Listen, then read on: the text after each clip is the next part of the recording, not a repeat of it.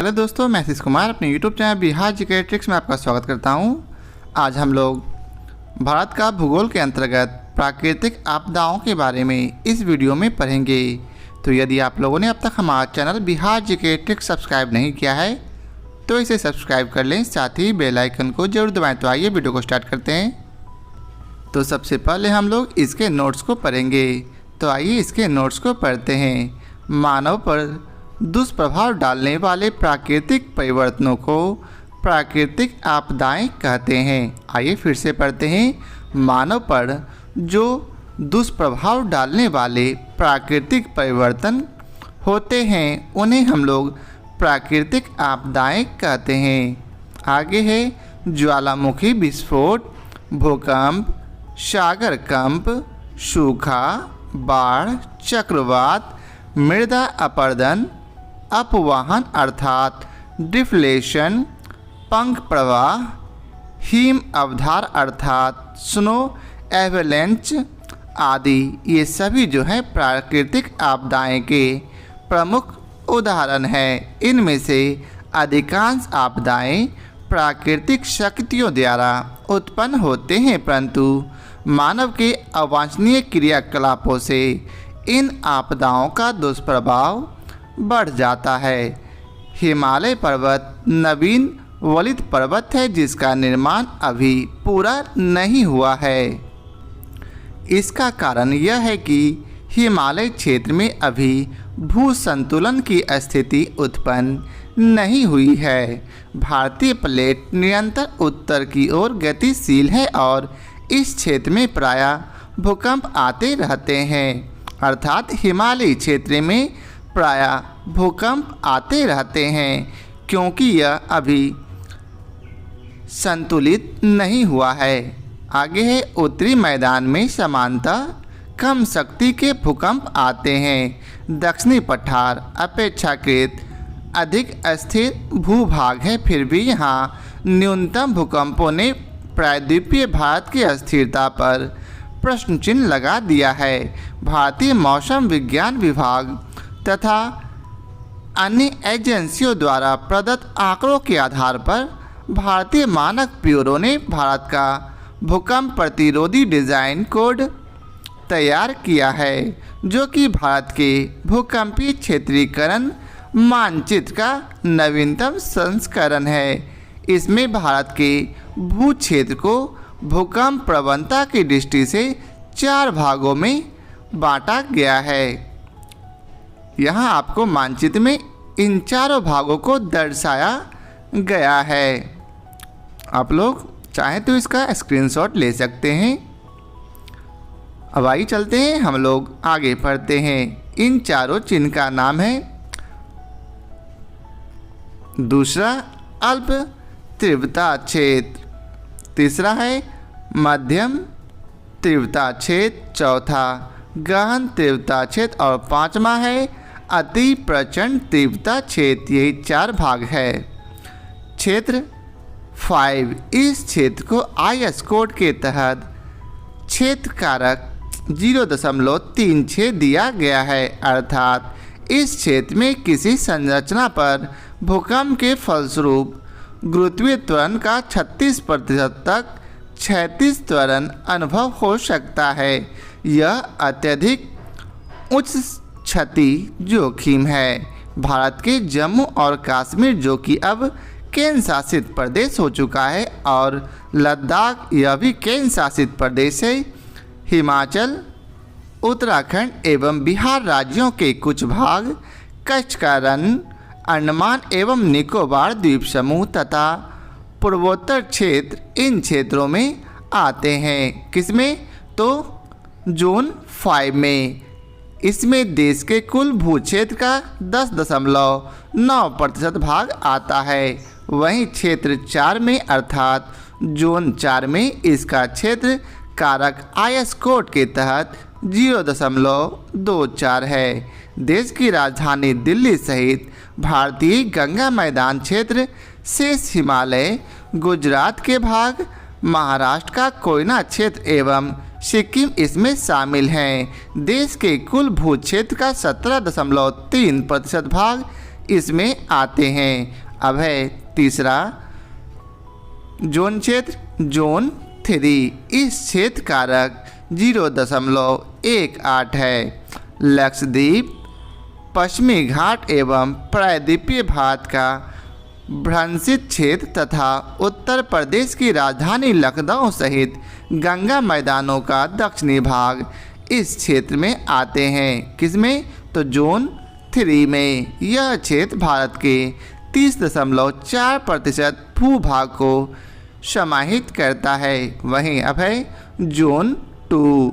इसका क्षेत्र कारक 0.10 है। पूर्व के जोन 1 एवं 2 को एक में समाहित कर अब जोन 2 का निर्धारण किया गया है। इसमें भारत का 41.4% भू क्षेत्र आता है। प्रायद्वीपीय पठार का अधिकांश भाग इसी क्षेत्र में है। किस क्षेत्र में? तो जोन 2 में। कर्नाटक पठार प्रायद्वीपीय पठार के अंतर्गत ही आते हैं, अतः यह सबसे कम भूकंपीय प्रभावित मेखला में सम्मिलित है। सुनामी एक जापानी शब्द है जो शु जिसका अर्थ होता है हार्बर तथा नामी जिसका अर्थ होता है वेव अर्थात तरंग से बना है। भारत की high powered committee on disaster management की रिपोर्ट 2001 के अनुसार सुनामी समुद्र में भूकंप, भूस्खलन अथवा ज्वालामुखी उद्गार जैसी घटनाओं से पैदा होती है। अधिकांश सुनामी समुद्र अधस्थल पर आए भूकंपों से पैदा होती है। सुनामी को बंदरगाह लहरें या भूकंपीय समुद्री लहरें भी कहा जाता है। भारत में सुनामी वार्निंग सेंटर का परिचालन जुलाई 2005 में हैदराबाद से किया गया है। 26 दिसंबर 2004 को हिंद महासागर में आए सुनामी द्वारा भारत का कोरोमंडल तट सर्वाधिक प्रभावित हुआ है। कोरोमंडल तट का विस्तार प्रायद्वीपीय भारत के पूर्वी तट पर उत्तर में फॉल्स डीवी पॉइंट से लेकर दक्षिण में कन्याकुमारी तक है। भारतीय मौसम विज्ञान विभाग जिसका मुख्यालय नई दिल्ली में है, आपसे पूछा जा सकता है कि भारतीय मौसम विज्ञान विभाग का मुख्यालय कहाँ है? तो यह है नई दिल्ली में, जिसकी स्थापना 1875 में हुई थी और यह पृथ्वी विज्ञान मंत्रालय के अधीन एक एजेंसी है। अर्थात भारतीय मौसम विज्ञान विभाग किस मंत्रालय के अंतर्गत आती है? तो आप ये होगा पृथ्वी विज्ञान मंत्रालय के अधीन। भारतीय उष्णकटिबंधीय मौसम विज्ञान संस्थान तथा मौसम विज्ञान विभाग का उपनिर्देशक स्तर का कार्यालय पुणे में स्थित है। उल्लेखनीय है कि भारतीय मौसम विज्ञान विभाग का मुख्यालय सर्वप्रथम कोलकाता में बना, जिसे वर्ष 1905 में शिमला, 1928 में पुणे तथा अंततः वर्ष 1944 में दिल्ली स्थानांतरित किया गया था। अब भी वर्तमान में यह दिल्ली में ही है। किसी नदी या तटीय भाग में उच्च जल स्तर उस स्थिति को बाढ़ कहते हैं जिससे भूमि का कुछ भाग जलमग्न हो जाता है। मानसून की अनिश्चितता तथा अनियमितता का दूसरा महत्वपूर्ण परिणाम बाढ़ों का आना है। केंद्रीय जल आयोग ने बाढ़ों की गणना करने के लिए बाढ़ पूर्वानुमान संगठन की स्थापना की है।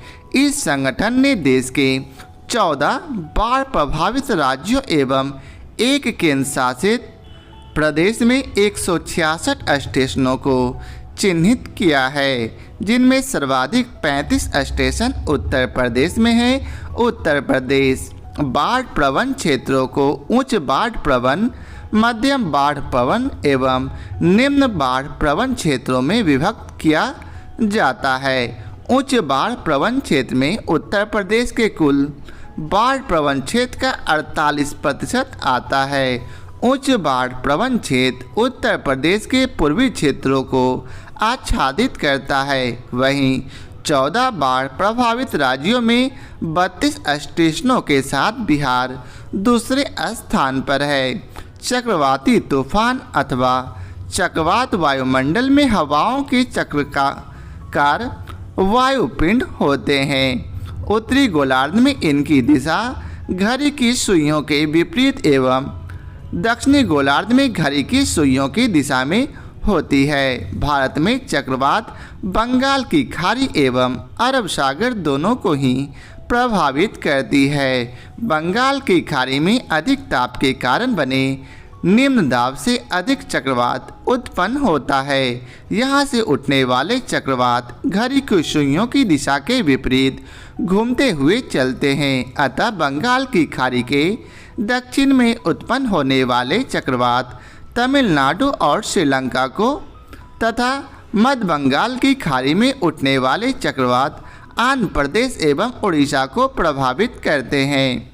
मानसून काल, जो कि जून से सितंबर के बीच आता है, के मध्य इन चक्रवातों की उत्पत्ति मध्य और उत्तरी बंगाल की खाड़ी में होती है, जिससे उड़ीसा एवं पश्चिम बंगाल सर्वाधिक प्रभावित रहता है। मानसून पश्चात अर्थात अक्टूबर से दिसंबर के बीच दक्षिण एवं मध्य बंगाल की खाड़ी में उठने वाले चक्रवात तमिलनाडु, आंध्र प्रदेश, उड़ीसा और बंगाल तट को प्रभावित करते हैं।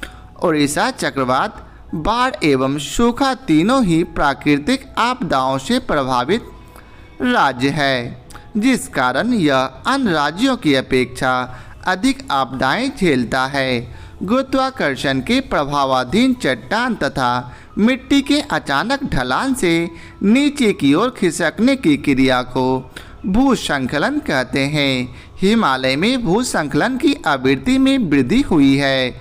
इसका प्रमुख कारण भूकंपों की आवृत्ति में वृद्धि के साथ साथ सड़क एवं बांध बनाने जैसे मानवीय क्रियाकलापों का बढ़ना है।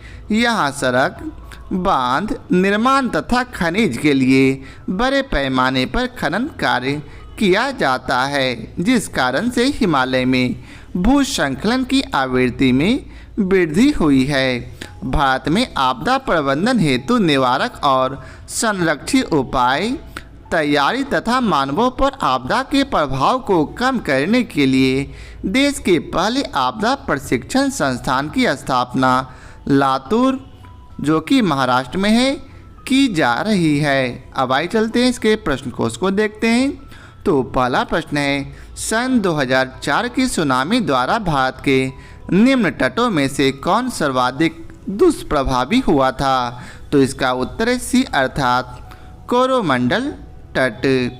26 दिसंबर 2004 को हिंद महासागर में आए सुनामी द्वारा भारत का कोरोमंडल तट सर्वाधिक दुष्प्रभावित हुआ था। अब अगला प्रश्न है, हुदहुद चक्रवात से भारत का निम्नलिखित में से कौन सा तटीय क्षेत्र प्रभावित हुआ था? तो इसका उत्तर है ए अर्थात आंध्र प्रदेश तट।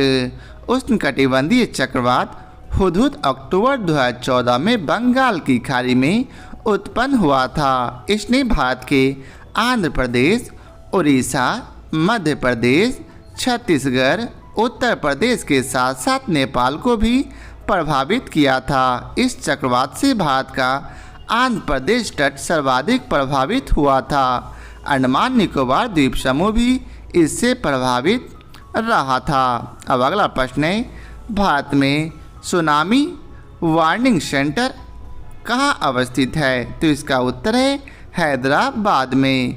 भारत में सुनामी वार्निंग सेंटर का परिचालन जुलाई 2005 में हैदराबाद से किया गया है। अब अगला प्रश्न है, भारतीय मौसम विज्ञान विभाग स्थापित है कहाँ? तो इसका उत्तर है नई दिल्ली में। भारतीय मौसम विज्ञान विभाग का मुख्यालय नई दिल्ली में है। वर्ष 1875 में स्थापित इस विभाग का मुख्यालय सर्वप्रथम कोलकाता में था, जिसे वर्ष 1905 में शिमला, वर्ष 1928 में पुणे तथा अंततः वर्ष 1944 में दिल्ली स्थानांतरित किया गया था। अब अगला प्रश्न है, इसमें आपको सही कोड को चुनना है। तो आप लोग प्रश्न को ध्यानपूर्वक पढ़कर इसका मिलान कर लें। हम लोग डायरेक्ट चलते हैं इसके विश्लेषण पर। इसका सही उत्तर कूट बी होगा। वर्तमान में देश के 14 बाढ़ प्रभावित राज्यों एवं एक केंद्र शासित प्रदेश में 166 स्टेशनों को चिन्हित किया गया है, जिसमें सर्वाधिक 35 स्टेशन उत्तर प्रदेश में एवं 32 स्टेशनों के साथ बिहार दूसरे स्थान पर है। भारत में भूकंप प्रभावित क्षेत्र में हिमालय एवं गिरिपद क्षेत्र, उत्तर पूर्वी भारत, सिंधु गंगा बेसिन, कैम्बे और कष्टकारण तथा अंडमान एवं निकोबार द्वीप समूह सम्मिलित हैं। सूखे से सर्वाधिक प्रभावित क्षेत्र मध्य पूर्वी भारत है। चक्रवात सामान्य रूप से भारत के पूर्वी तट को प्रभावित करते हैं। कुछ पश्चिम तट पर अरब सागर में भी आते हैं अतः मध्य पूर्वी भारत बंगाल की खाड़ी में उठने वाले चक्रवातों से सर्वाधिक प्रभावित हैं, जिसमें उड़ीसा राज्य में चक्रवात आवृत्ति की संख्या सर्वाधिक है। अब अगला प्रश्न है, नीचे दो वक्तव्य दिए गए हैं, एक को कथन ए और दूसरे को कारण कहा गया है, जिसमें कारण ए में बतलाया गया है हिमालय में भूस्खलन की आवृत्ति में वृद्धि हुई है। कथन आर है, हाल ही के वर्षों में हिमालय में बड़े पैमाने पर खनन कार्य हुआ है। उपयुक्त में के संदर्भ में निम्न में से कौन सा सही है? तो इसका उत्तर है ए, अर्थात ए तथा आर दोनों सही हैं तथा आर ए की सही व्याख्या है। हिमालय में भूस्खलन की आवृत्ति में वृद्धि हुई है। इसका प्रमुख कारण भूकंपों की आवृत्ति में वृद्धि के साथ साथ सड़क एवं बांध बनाने जैसे मानवीय क्रियाकलापों का बढ़ना है। यहाँ सड़क, बांध निर्माण तथा खनिज के लिए बड़े पैमाने पर खनन कार्य किए गए हैं, जिनके कारण हिमालय में भूस्खलन की आवृत्ति में वृद्धि हुई है। अब अगला प्रश्न है, बंगाल की खाड़ी के तटवर्ती क्षेत्रों में चक्रवात क्यों अधिक आते हैं? तो इसका उत्तर है ए, अर्थात बंगाल की खाड़ी में अधिक गर्मी के कारण। बंगाल की खाड़ी में अधिक ताप के कारण बने निम्न दाब के कारण अधिक चक्रवात उत्पन्न होते हैं। यहाँ से उठने वाले चक्रवात घड़ी की सुइयों की दिशा के विपरीत घूमते हुए चलते हैं। अतः बंगाल की खाड़ी के दक्षिण में उत्पन्न होने वाले चक्रवात तमिलनाडु और श्रीलंका को तथा मध्य बंगाल की खाड़ी में उठने वाले चक्रवात आंध्र प्रदेश एवं उड़ीसा को प्रभावित करते हैं। वहीं मानसून काल, जो कि जून से सितंबर के बीच होता है, के मध्य इन चक्रवातों की उत्पत्ति मध्य और उत्तरी बंगाल की खाड़ी में होती है, जिससे उड़ीसा एवं पश्चिम बंगाल सर्वाधिक प्रभावित होते हैं। मानसून पश्चात अर्थात अक्टूबर से दिसंबर के बाद दक्षिण एवं मध्य बंगाल की खाड़ी में उठने वाले चक्रवात तमिलनाडु, आंध्र प्रदेश, उड़ीसा और बंगाल तट को प्रभावित करते हैं। अतः स्पष्ट है कि कथन ए सही है। अब अगला प्रश्न है, कथन ए में बतलाया गया है पश्चिमी तट की तुलना में पूर्वी तट चक्रवातों द्वारा अधिक प्रभावित है। वहीं कारण आर में बतलाया गया है भारत का पूर्वी तट उत्तर पूर्वी व्यापारिक हवाओं की मेखला में पड़ता है। उपयुक्त वक्तव्यों के संदर्भ में निम्नलिखित में से कौन सही है? तो इसका उत्तर है बी, अर्थात ए और आर दोनों सही हैं, परंतु आर ए की सही व्याख्या नहीं है। पश्चिमी तट की तुलना में पूर्वी तट चक्रवातों से अधिक प्रभावित है, क्योंकि बंगाल की खाड़ी में उठने वाले चक्रवात घड़ी की सुइयों के विपरीत दिशा में घूमने के कारण लगभग संपूर्ण तट को ही प्रभावित करते हैं। अतः कथन ए सही है। भारत का पूर्वी तट उत्तर पूर्व व्यापारिक हवाओं की मेखला में स्थित है, अतः कारण आर भी सही है, किंतु यह कथन ए की व्याख्या नहीं करता है। अब अगला प्रश्न है, कथन ए महाराष्ट्र के कोयना क्षेत्र के निकट भविष्य में अधिक भूकंप प्रभावित होने की संभावना है। वही कारण आर है, कोयना बांध एक पुराने भ्रंश स्थल पर अवस्थित है जो कोयना जलाशय में जल स्तर के परिवर्तन के साथ अधिक सक्रिय हो सकता है। नीचे दिए गए कोड से सही उत्तर चुनिए। तो इसका उत्तर है ए, अर्थात ए तथा आर दोनों सही हैं तथा आर ए की सही व्याख्या है। भूगर्भ वैज्ञानिकों के अनुसार कोयना बांध के नीचे का भ्रंश जोन जलाशय के जल भराव के कारण निरंतर कमजोर हो रहा है और इससे कोयना क्षेत्र में निकट भविष्य में अधिक भूकंप आने की आशंका है। अब अगला प्रश्न है, निम्नलिखित राज्यों में किसमें सर्वाधिक प्राकृतिक आपदाएं आती है? तो इसका उत्तर है उड़ीसा में। उड़ीसा चक्रवात, बाढ़ एवं सूखा तीनों ही प्राकृतिक आपदाओं से प्रभावित राज्य हैं, जिस कारण यह अन्य राज्यों की अपेक्षा अधिक प्राकृतिक आपदाएं झेलता है। अब अगला प्रश्न है, देश के पहले आपदा प्रबंधन प्रशिक्षण संस्थान की स्थापना जहां की जा रही है वह है? तो इसका उत्तर है लातूर, महाराष्ट्र में। प्रश्नकाल में देश के पहले आपदा प्रबंधन प्रशिक्षण संस्थान की स्थापना लातूर, महाराष्ट्र में की जा रही थी।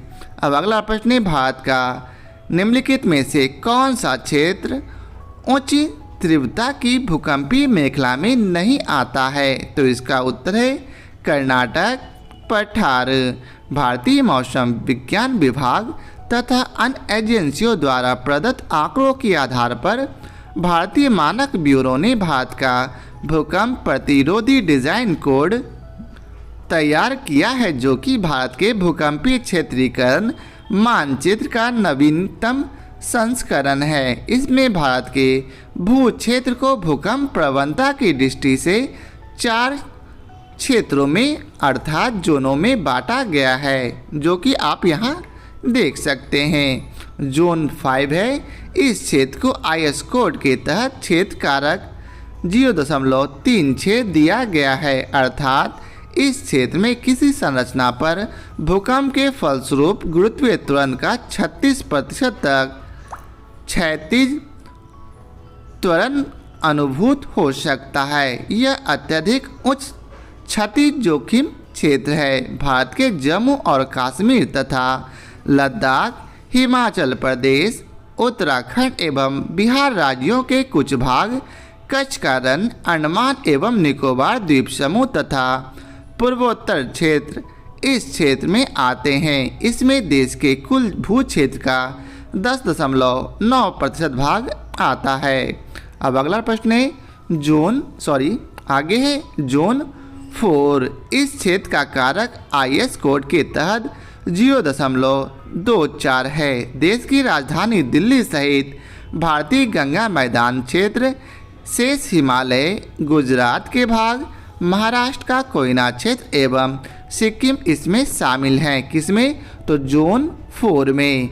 देश के कुल भू क्षेत्र का 17.3% इसमें आता है। वहीं जोन 2 में इसका क्षेत्र कारक 0.18 है। लक्षद्वीप, पश्चिमी घाट एवं प्रायद्वीपीय भारत का भ्रंशित क्षेत्र तथा उत्तर प्रदेश की राजधानी लखनऊ सहित गंगा मैदानों का दक्षिणी भाग इस क्षेत्र में है। यह क्षेत्र भारत के 30.4% भूभाग को समाहित करता है। क्षेत्र 2, इसका क्षेत्र कारक 0.10 है। पूर्व के जोन 1 एवं 2 को 1 में समाहित कर अब जोन 2 का निर्धारण किया गया है। इसमें भारत का 41.4% भू क्षेत्र आता है। प्रायद्वीपीय पठार का अधिकांश भाग इसी क्षेत्र में है। कर्नाटक पठार प्रायद्वीपीय पठार के अंतर्गत ही है, अतः यह सबसे कम भूकंप प्रभावित मेखला में सम्मिलित है। अब अगला प्रश्न है, भारत को कितने भूकंपीय जोखिम अंचलों में विभाजित किया गया है? तो इसका उत्तर है 4 भागों में। इस प्रश्न का उत्तर आयोग ने विकल्प ए को माना था। स्पष्टीकरण के लिए उपयुक्त प्रश्न की व्याख्या देख सकते हैं। अब अगला प्रश्न है, निम्नलिखित में से कौन सही सुमेलित नहीं है? तो ये स्टार मार्क्स है। तो आइए चलते हैं इसके विस्तार को पढ़ते हैं। विकल्प ए एवं बी दोनों सुमेलित नहीं है क्योंकि भुज भूकंप मंडल 5 में एवं हैदराबाद भूकंप मंडल 2 में आता है, जबकि अन्य विकल्प सही सुमेलित हैं। भुज भूकंप मंडल 5 में, हैदराबाद भूकंप मंडल अर्थात जोन 2 में, श्रीनगर जोन 5 में और चेन्नई जोन 2 में आते हैं। आगे है कथन ए, पिछले 2 दशकों में उत्तर भारतीय मैदानों में बाढ़ की बारंबारता बढ़ गई है। कारण आर है, गाद के निक्षेपण के कारण नदी घाटियों की गहराई में कमी हो गई है। तो इसका उत्तर है ए, अर्थात ए तथा आर दोनों सही हैं और आर ए का सही स्पष्टीकरण है। विगत 2 दशकों के उत्तर भारत के मैदानों में बाढ़ की बारंबारता बढ़ गई है, जिसका प्रमुख कारण नदियों की घाटियों का गाद निक्षेपण के कारण छिछला होना है। गहराई में कमी होने के कारण सामान्य वर्षा में भी बाढ़ के आने की संभावना अधिक बढ़ जाती है। अब अगला प्रश्न है, भारत का सबसे अधिक बाढ़ग्रस्त राज्य कौन सा है?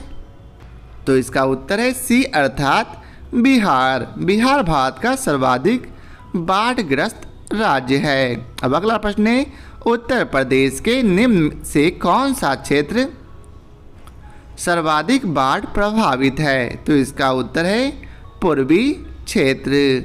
उत्तर प्रदेश में बाढ़ प्रवण क्षेत्रों को उच्च बाढ़ प्रवण, मध्यम बाढ़ प्रवण एवं निम्न बाढ़ प्रवण क्षेत्रों में विभक्त किया जाता है। उच्च बाढ़ प्रवण क्षेत्रों में उत्तर प्रदेश के कुल बाढ़ प्रवण क्षेत्र का 48% आता है।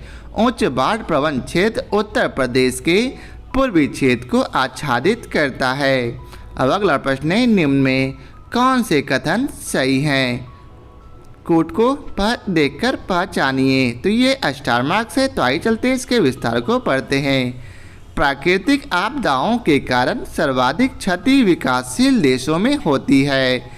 भूकंप, गैस त्रासदी मानवीय चूक का परिणाम थी। गौरतलब है कि 2 से 3 दिसंबर 1984 को भारत के यूनियन कार्बाइड इंडिया लिमिटेड के कीटनाशक प्लांट में मेथिल आइसोसाइनेट नामक जहरीली गैस के रिसाव के कारण हजारों, लगभग 3800 लोगों की मृत्यु हो गई थी। मैंग्रोव वन अपनी मजबूत और फैली हुई जड़ों के कारण चक्रवातों का प्रभाव कम करते हैं।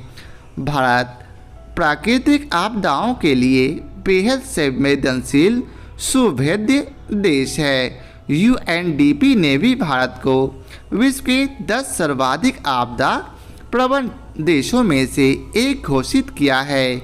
कथन 3 में उल्लेखित है कि भारत आपदा युक्त देश है, जो कि सत्य प्रतीत होता है। हालांकि इस प्रश्न के अंग्रेजी संस्करण में कथन 3 में उल्लेखित है कि India is a disaster free, अर्थात भारत जो है आपदा मुक्त देश है, जो कि असत्य है। अतः स्पष्ट है कि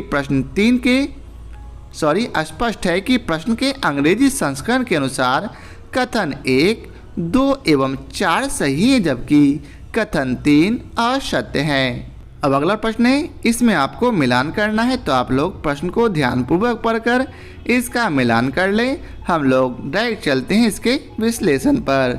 तो इसका सही उत्तर है ए। इसका विश्लेषण है, बाढ़ प्रभावित क्षेत्र है उत्तर प्रदेश व बिहार के मैदान। वहीं भूकंप प्रभावित क्षेत्र या प्रदेश है हिमालय क्षेत्र। सूखा प्राकृतिक आपदा यह प्रभावित क्षेत्र है पश्चिम व मध्य भारत के क्षेत्र में। वहीं सुनामी भारत का दक्षिणी तटीय क्षेत्र में आता है। तो यह था आज के वीडियो का आखिरी प्रश्न। आशा करता हूँ आप लोगों को हमारा यह वीडियो पसंद आया हो। यदि आप लोगों को हमारा यह वीडियो पसंद आया हो तो इसे लाइक और शेयर ज़रूर करें। फिर मिलते हैं नए चैप्टर के साथ। आज के लिए बहुत बहुत धन्यवाद।